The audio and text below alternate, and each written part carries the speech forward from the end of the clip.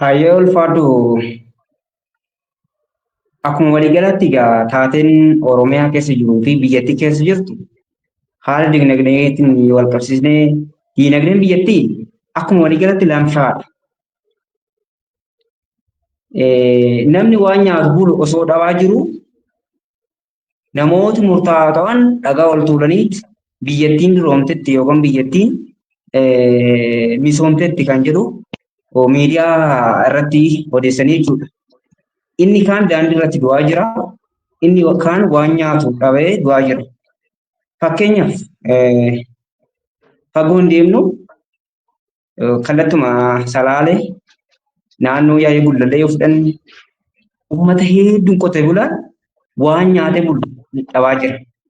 Dagam yoo fudhanne akka sana. Darraa yoo fudhanne uummanni waan nyaatu dhabee hara rakkoo guddaa keessa jira. Walumaa galatti biyya kana keessa wanti jiru ija namaa kana fuulduratti yookaan ija siyaasa yookaan mootummaa biyya bulchu kana duratti lubbuun ilma namaa qixxee biqiltuu tokko gatii dhabeera. Gatii hin qabu. Maal yoo jenne lubbuun ilma namaa daandii gubbaa irratti ajjeefamaa biqiltuun miliyoonaan dhaabbamaa jechuudha. Gama koriidariiti yoo wal qabsiisne nuti akka Oromootti hawwanii fi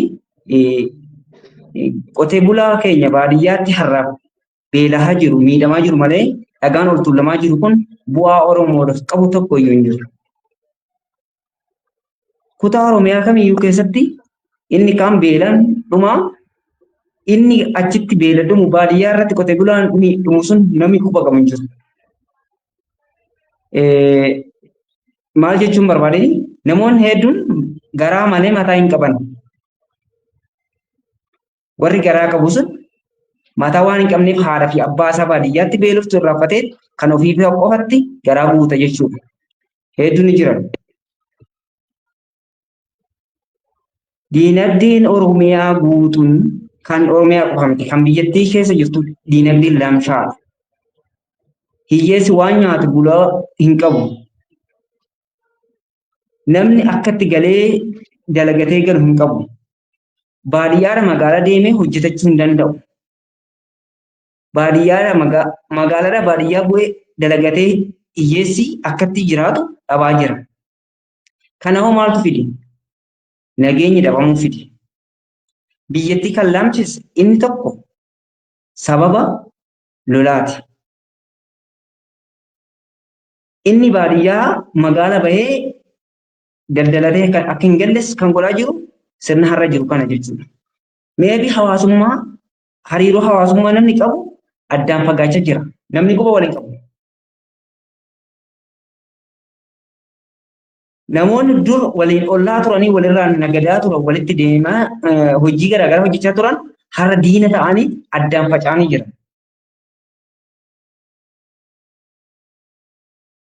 Akeekni kanaas maalidhaa? Uummata kana ittiin cabsanii duula maqaballeessi yookaan fakkeenya uummanni kun uummata hawaasummaa uummata saba biraatiin illee kontaakta akka waliin goone diinagdee isaallee akka jabeeffatee waliif hin naganne ofiif akka waan biyyattiin misoomtee isa baadiyyaatti qotee bulaan du'aa jiru heektaara tokko heektaara lama miidiyaadha fuula miidiyaa irratti agarsiisanii biyyattiin duroomtetti yookaan biyyi misoomeera kan hin jedhan fuula miidiyaatiin kijibanii uummata kijiban.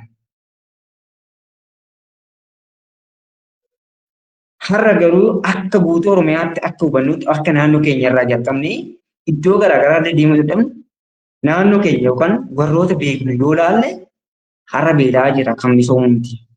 Kutaa Oromiyaa kamiyyuu sanuma fakkaata.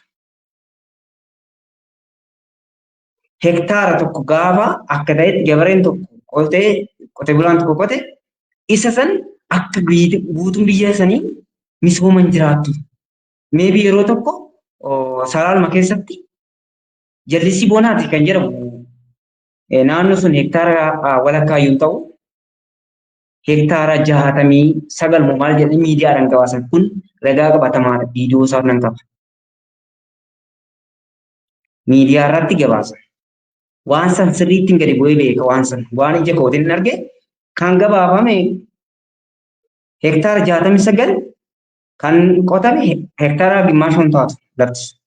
Kanaaf misooma biyyi misoomarra biyyi misoomarra hin jiru har'a beelarra jira. Namoota baay'ee miidhamaa jira ni beekna. Fakkeenyaaf Boorana waggaa 2 dura waan ta'aa tures. Wallaggi fakkeenyaaf yeroo ammaa keessatti Wallaggi maal keessa jira? Misooma irra jira. Harargeen maalirra jira? Misoomarra jira.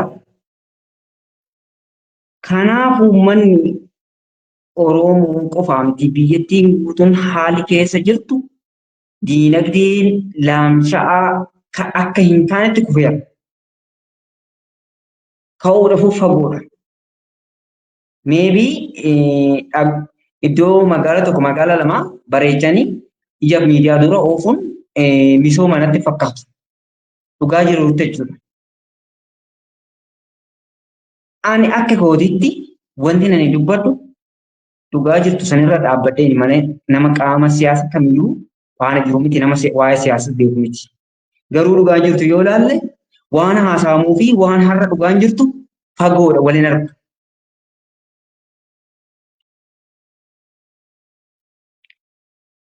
Kunoo maal ta'a fuulduratti yoo haala kanaan itti fufe nuyiin kun akkamitti jiraachuu danda'a? Hiyyeessi lafarraa fixaniit muka qofa ta'u kanatti fakkaata akka ijaatti. Mukni haala gaariidhaan dhaabbachaa jira. Muka san namni jibbuun jiru misooma waan ta'eef. Tarii lubbuun namaa dhumaatii muka yoo dhaabbate bu'aaf nuuf qabamuu hin qabu. Kun gaaffiidha. Oromoon kamiifuu. Sirni har'a jiru kun ilma namaa akkamitti ilaala? Lubbuun ilma namaa guyyaarra hammamti dhumaa jira? Lubbuun ilma namaa dhumu sanoo mul'achaa jira? Eenyutu argaa jiru? Eenyutu haasa'aa jira? Lubbuun ilma namaa du'eera har'a jedhee eenyutu dubbachaa jira? Daandii irratti ajjeefamee ni gadama. Akkanaan awwaalamne irra ni dorgama. Wanti keessa jiru har'a sadarkaa kanarra jira. Baay'ee ulfaataa fi walxaxaa kan ta'e kan Oromiyaan keessa jirtu har'a. Ollaaf ollaan illee akka waliin taane wal dhibaa jirra jechuudha. Wal lolaa jirra. Kanaaf furmaata garam deemna hoo? Yoo haala kanaan itti fufnee eessa dhaquuf deemna Oromoo lafa kanarra jiru? Eessatti deemuudhaaf? Lafa biraa bar biyya biraatiif namni nu fudhatu hin jiru. Hiyyeessi baadiyyaatti dhumaa jira. Dhugaa haasa'uuf taanaan hiyyeessi baadiyyaa jiru nama itti himatu hin qabu. Yoo ilaalle viidiyoo garaagaraa yeroo darbee waraabamee quba qabdanii nama itti himatu dhabee hiyyeessi hurufatti bu'aa waaqa qofatti nama takkaallee hin qabu haga ammaatti.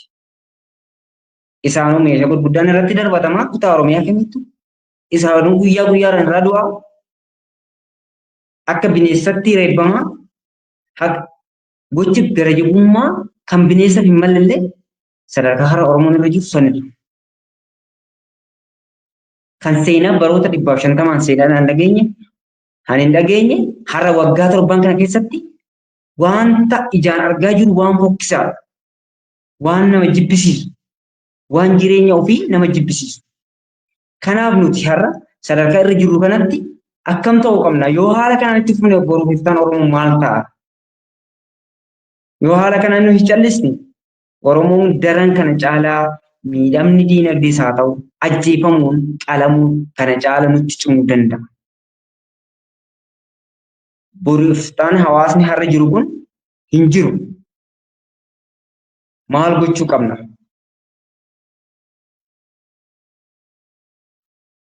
Yoo nuyi callisne inni kaanis ni callisa. Furmaanni maali?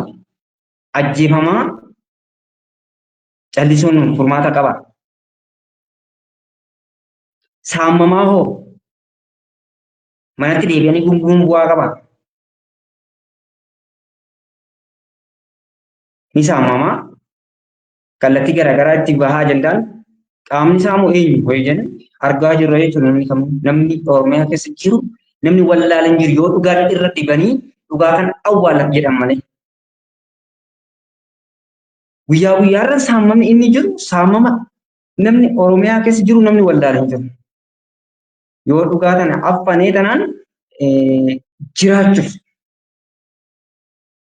nan jiraadhaan jedhee nalatti wanti ta'aa jiru baay'ee kan nama ifu. Nuti waan biraa hin jennu. Nun saaminaadha. Nun qalinaadha. Nun ajjeesinaadha. Wanti jennu waan biraa hin jennu. Nurraa dhaabbadhaa. Morma keenya hin qalinaa.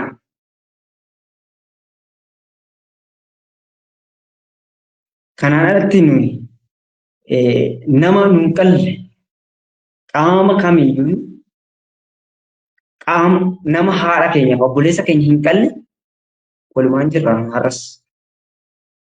Nun qalinaadha wanni jennu. Nurra haa dhaabbatu mormi nurraa kana ulfaadhaa.